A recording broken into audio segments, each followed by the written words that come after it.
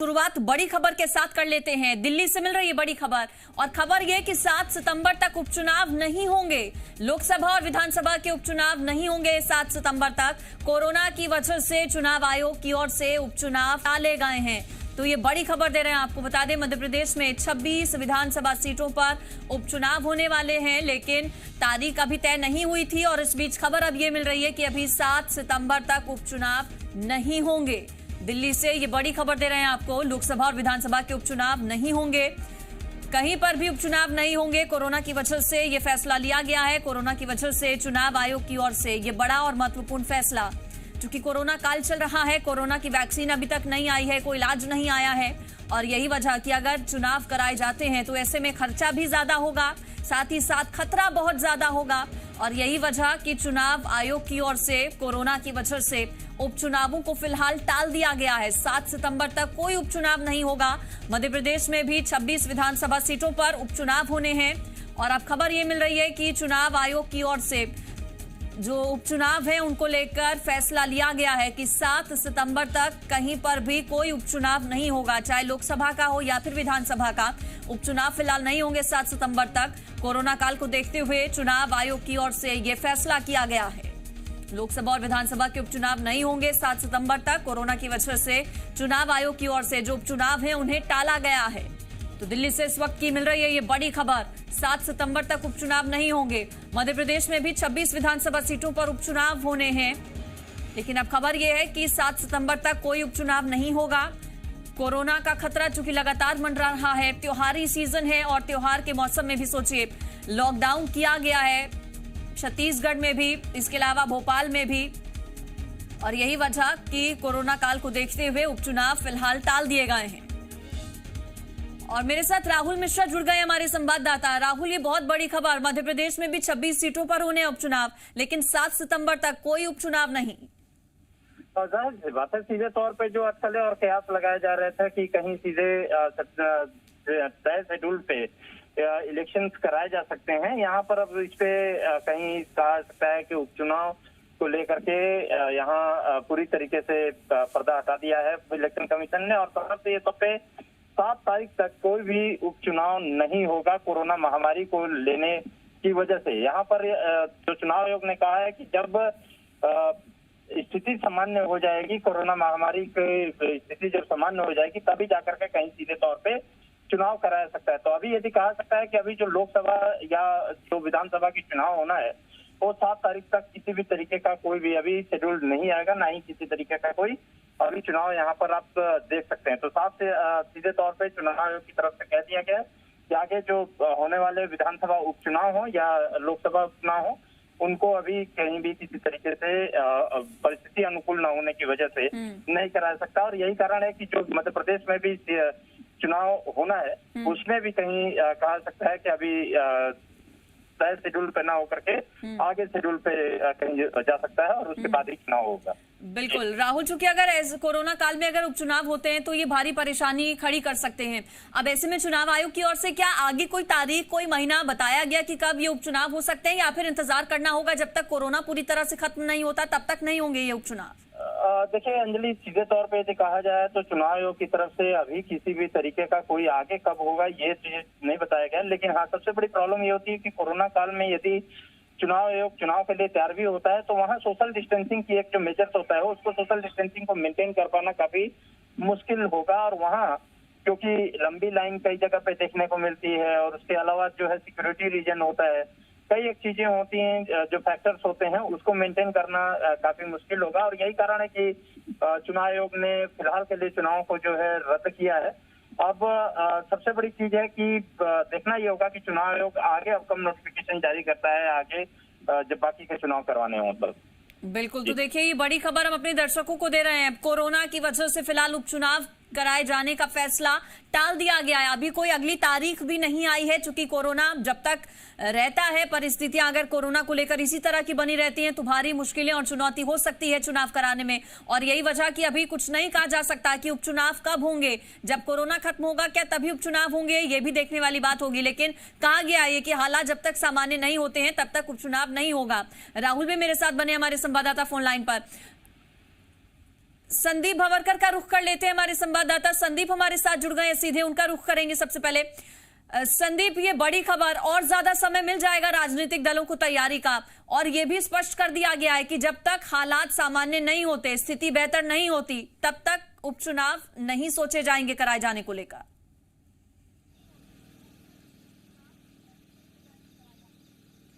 बिल्कुल, ये सितंबर तक तो टल गए हैं और यही सितंबर में ही पेंडिंग थे मध्य प्रदेश के चुनाव। यहाँ पर मध्य प्रदेश में जो उपचुनाव है वो केवल उपचुनाव नहीं है, बल्कि यहाँ पर सरकार बनाने और बिगाड़ने वाला काम यहाँ पर है। तो इसीलिए जिन 24 सीटों पर इलेक्शन होना है, वो उनमें से 22 सीटें ऐसी हैं जिनको सितंबर तक इलेक्शन जहां पर हो जाने चाहिए थे, लेकिन कोरोना का संक्रमण काल की वजह से अगर इसको देरी होती है, इसको टाल दिया गया है, फिलहाल नहीं होंगे, तो इसका मतलब यह है कि राजनीतिक दलों को तैयारी करने का और वक्त मिल गया है।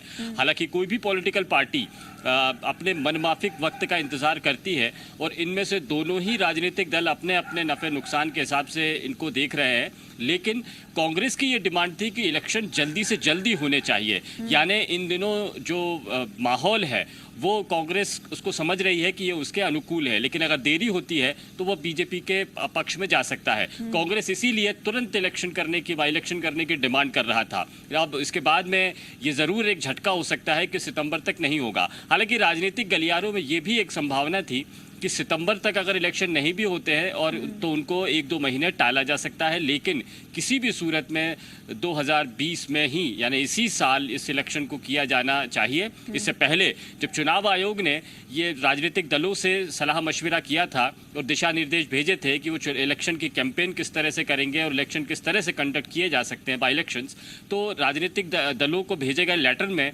इलेक्शन कमीशन ने, मध्य प्रदेश के मुख्य चुनाव पदाधिकारी ने ये कहा था कि 2020 में इलेक्शन हो सकते हैं। तब इस बात की संभावनाएं हो गई थी, लगने लगी थी कि शायद सितंबर तक जो मियाद है 22 सीटों पर उपचुनाव की, और उसमें से जो इस्तीफा देने वाले 2 और विधायक हैं अगर उनको भी ऐड कर लिया जाए तो उन विधायकों के उन खाली सीटों के इलेक्शन भी, बाई इलेक्शन भी इन्हीं के साथ में किए जाएंगे।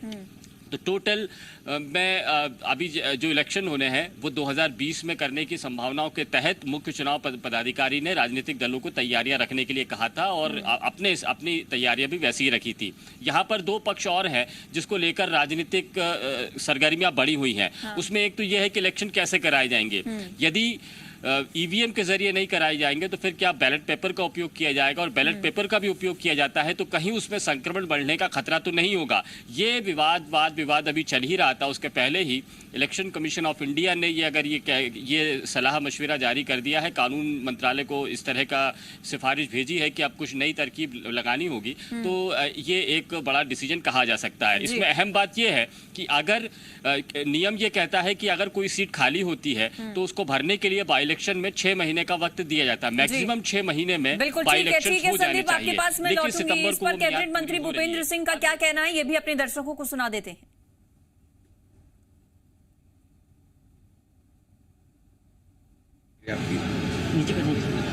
देखिए, जिस तरह की कोरोना की परिस्थितियां हैं पूरे देश में और प्रदेश में, संक्रमण जिस तरह से बढ़ रहा है, उसको ध्यान में रखकर चुनाव आयोग ने जो ये निर्णय लिया है, इस निर्णय का हम बहुत स्वागत करते हैं और चुनाव आयोग का धन्यवाद भी करते हैं। चुनाव थोड़ा महीने 2 महीने रुक के हो जाएगा तो उससे कोई फर्क नहीं पड़ेगा, कोई इससे संवैधानिक संकट भी नहीं आएगा, और इसलिए लोगों का स्वास्थ्य और जीवन पहले है। मैं चुनाव आयोग का फिर से बहुत धन्यवाद करता हूँ। सर, कांग्रेस ये कह रही है कि बीजेपी घबराई हुई है क्योंकि सर्वे में ये आ रहा है कि बीजेपी 1 या 2-3 सीटें जीतेगी, इसलिए भी शायद ये सब परिस्थितियां बन रही हैं। देखिए, भारतीय जनता पार्टी पूरी तरह से चुनाव के लिए तैयार थी। अभी भी चुनाव की बैठक में से भी मैं बाहर निकला हूँ। कांग्रेस की तो कोई मैदानी तैयारी थी नहीं, सिर्फ वो मीडिया और सोशल मीडिया तक पर ही उनका चुनाव था। और कांग्रेस में जिस तरह से निराशा का वातावरण है, तो कांग्रेस तो चुनाव को सामना करने की स्थिति में थी ही नहीं। हम तो पूरी तरह से तैयार थे, परंतु अगर चुनाव आयोग ने निर्णय लिया है, लोगों के स्वास्थ्य को ध्यान में रखकर निर्णय लिया है, जीवन को ध्यान में रखकर निर्णय लिया, तो हम उसका स्वागत करते हैं। मतलब बीजेपी की पूरी तैयारी थी, किसी भी समय पे कभी भी चुनाव होंगे बीजेपी अच्छे बहुमत के साथ जीतेगी। हम लोग पूरी तरह से चुनाव के लिए तैयार हैं। हर दिन हम लोगों की बैठकें चुनाव को लेकर चल रही हैं। आज भी यहाँ पर बैठक अभी चल रही थी और इसलिए भारतीय जनता पार्टी पूरी तरह से तैयार थी चुनाव के लिए, परंतु कोरोना को ध्यान में रखकर चुनाव आयोग ने निर्णय लिया है और इसलिए हम निर्णय का स्वागत करते हैं। और क्या फर्क पड़ेगा, 2 महीने बाद फिर चुनाव हो जाएंगे, महीने भर बाद हो जाएंगे, तो आए सामने चुनाव के मैदान में कांग्रेस, उससे क्या अंतर पड़ेगा? 2 महीने बाद होंगे, महीने भर बाद होंगे, तो आए ना सामने। हम लोग तो कहते हैं कि आप आइए सामने, लड़िए चुनाव। जब वो 6 महीने का एक जो कहा जा रहा था मंत्री बनने के बाद 6 महीने, तो क्या उससे कोई संवैधानिक स्थिति ऐसी निर्मित तो नहीं हो रही? नहीं, कोई संवैधानिक स्थिति निर्मित नहीं हो रही है। तो कैबिनेट मंत्री को हमने सुना भूपेंद्र सिंह की ओर से। संदीप, ये कहा जा रहा है कि भारतीय जनता पार्टी तो पूरी तरह से तैयार है, लेकिन दूसरी ओर वो धन्यवाद भी कर रहे हैं चुनाव आयोग का कि लोगों की जान पहली प्राथमिकता है।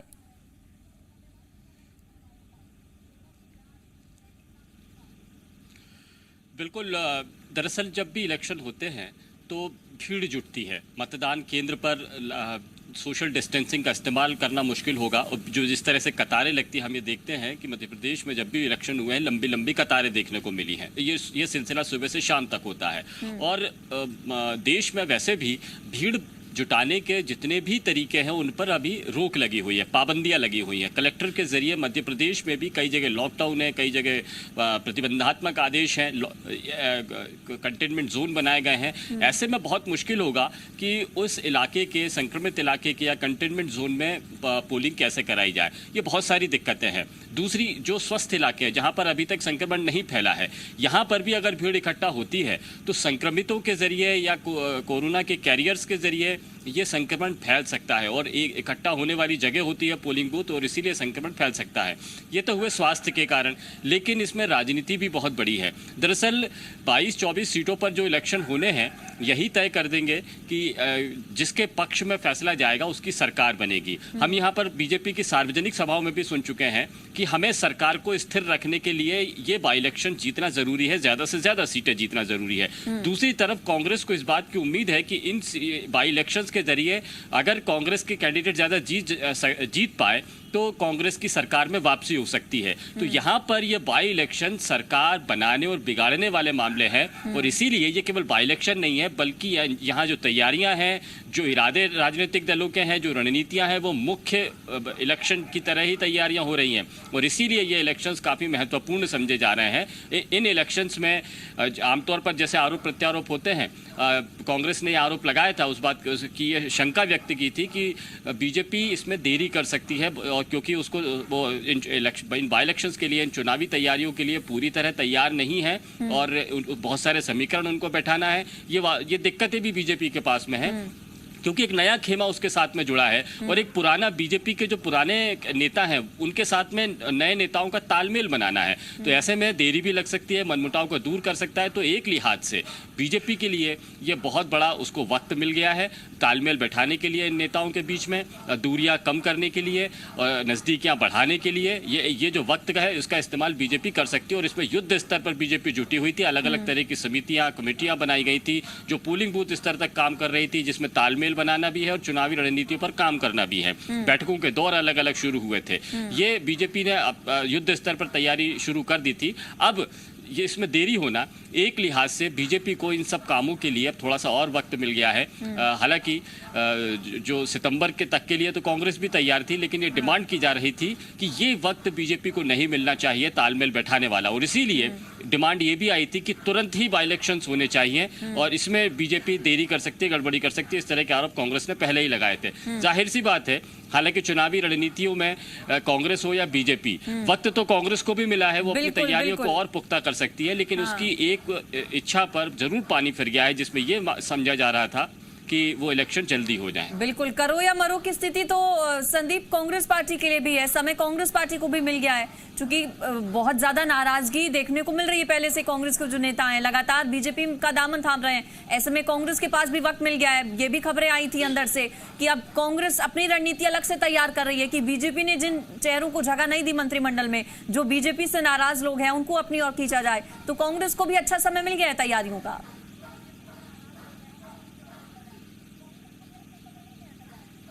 देखिए, इलेक्शंस के लिए तो जितना वक्त मिले उतना ही कम होता है, और इसीलिए जो तय वक्त के इलेक्शंस होते हैं उससे हम देखते हैं कि साल 2 साल पहले ही तैयारियां शुरू हो चुकी होती है। ठीक, संदीप आपको मैं रोकूंगी यहाँ पर, आप मेरे साथ बने रहिए। फोन लाइन पर मेरे साथ डॉक्टर गोविंद सिंह जुड़ गए हैं, पूर्व मंत्री। बहुत स्वागत आपका सर जी मीडिया पर। धन्यवाद। सर, चुनाव आयोग के इस फैसले ने और ज्यादा समय दे दिया है आप लोगों को तैयारी करने का? सवाल इस बात का है कि चुनाव आयोग आजकल कोई भी संवैधानिक संस्था अपने दायित्वों का ठीक से निर्वहन नहीं कर पा रही। चुनाव आयोग, हमारा तो हम आरोप तो नहीं लगा रहे, लेकिन मेरी निजी मान्यता है कि कहीं ना कहीं चुनाव आयोग भी सरकार के इशारे पे काम कर रहा है। चुनाव 6 महीने के अंदर कानूनन होना चाहिए, संविधान में जैसा का प्रावधान है, लेकिन हम तो चाहते थे चुनाव 2 महीने के अंदर हो। अब लगातार चुनाव फिर बढ़ा के 7 सितंबर में न करा के आगे बढ़ाना भारतीय जनता पार्टी को लाभ पहुंचाने का प्रयास लगता है। हालांकि मैं और कहना चाहता हूं कि लॉकडाउन और ये कोरोना की वजह से संकट है, लेकिन दफ्तर खुल रहे, कारखाने चल रहे हैं और हर फैक्ट्रियां चालू हो गई, मजदूरों को अपने वापस कारखानों बुलाया जा रहा है, ट्रेन चालू कर दी है, प्लेन चल रहे हैं, तो फिर चुनाव में कोई आपत्ति नहीं होना चाहिए थी। चुनाव में ठीक है मतदान केंद्र छोटे कर दी थी, 1000 की जगह 250-250, 300 कर दें, सोशल डिस्टेंस और की प्रतिबंध लगाया जाए, लोग आग मास्क लगा के जाते, और अलग 300 अगर मतदाता का एक होता तो 3 से 4 घंटे में निपट जाता, दिन भर का 10 घंटे टाइम मिलता है। सर, लेकिन ऐसा क्यों? आपको चुनाव आयोग पर क्यों नहीं भरोसा है? और आप कह रहे हैं कि दफ्तर खुल गए हैं, सभी चीजें खुल गई, लेकिन सर चुनावों का मतलब समझते हैं ना, कितनी भीड़ हो जाती है वहाँ पर? नहीं, चुनाव इसलिए मैं कहता हूँ, भीड़ तो आज भी हो रही है। आज कौन सा सोशल डिस्टेंस? मध्य प्रदेश में तो सोशल डिस्टेंसिंग और 144 धारा की धज्जियां उड़ रही है। आज हमारे पास 50 फोटो प्रमाण है जहां भारतीय जनता पार्टी के नेता, मंत्री, कार्यकर्ता खुलेआम 4-4, 5-5 हजार की इकट्ठी भीड़ में बैठे सभाएं ले रहे हैं। केवल आज जहाँ मध्य प्रदेश का जो हालत देख रहा हूँ, यह कहाँ है? तो जब पालन नहीं हो रहा कहीं भी, तो फिर इसके लिए चुनाव को इस बहाने टालना मैं उचित नहीं मानता हूँ। चलिए ठीक है सर, आपको रोकूंगी, लौटूंगी आपके पास में। सर, आप बने रहिए मेरे साथ। जीतू पटवारी की ओर से क्या कहा गया है? चुनाव की तारीखें 7 सितंबर तक टलने पर, ये भी बता देते हैं अपने दर्शकों को हम। जीतू पटवारी की ओर से ट्वीट किया गया, देश भर में गिर रहा है बीजेपी का ग्राफ। जीतू पटवारी ने लिखा, केंद्र के इशारे पर टाल दिए गए हैं एमपी के उपचुनाव। कोरोना महामारी ने सरकार की तैयारियों की पोल खोल दी है, जनता सब देख रही है, इंतजार करें। ये जीतू पटवारी की ओर से ट्वीट किया गया है, तो रिएक्शंस इस पर अब आने लगे हैं। डॉक्टर गोविंद सिंह भी मेरे साथ जुड़े हैं फोन लाइन पर। डॉक्टर गोविंद सिंह जी, सर ठीक है, आप कह रहे हैं कि अभी होने चाहिए थी, ऐसा क्यों लगता है आपको कि अगर सितंबर के बाद होते हैं, जो तारीख चुनाव आयोग की ओर से कही गई है, उसके बाद अगर उपचुनाव होते हैं तो आप लोगों को नुकसान हो सकता है? बिल्कुल लंबा खींच रहे हैं ताकि लोग भूल जाएं, इनके खरीद फरोख्त की बात भूल जाएं। और आज जब सब काम चल रहे हैं, अर्थव्यवस्था चौपट हो गई है, कारखाने में पूरे से काम नहीं हो रहा, बेरोजगार घूम रहे हैं, तो पूरी मोदी का जो सिस्टम है पूरी तरह से फेल हो चुकी है सरकार, और लोग लगातार कोरोना बढ़ रहा है, तो इसके कोई पूरी तरह से मोदी और मध्य प्रदेश की भाजपा सरकार असफल सिद्ध हुई है। उनके पापों को जमाने के लिए, उनकी बुराइयों को जमाने की लंबा टालना, समय टाल जाता है तो लोग भूलने का, हिंदुस्तान का हमारा व्यक्ति, गाँव का किसान मजदूर ज्यादा दिन बुराइयां रख नहीं पाता, भूलने के लिए प्रयास करता है, इसलिए उसको लाभ पहुंचाने के लिए सब किया गया है। ठीक है सर, आप मेरे सहयोगी भी है मेरे साथ संदीप, वो भी कुछ सवाल करना चाह रहे हैं आपसे। संदीप,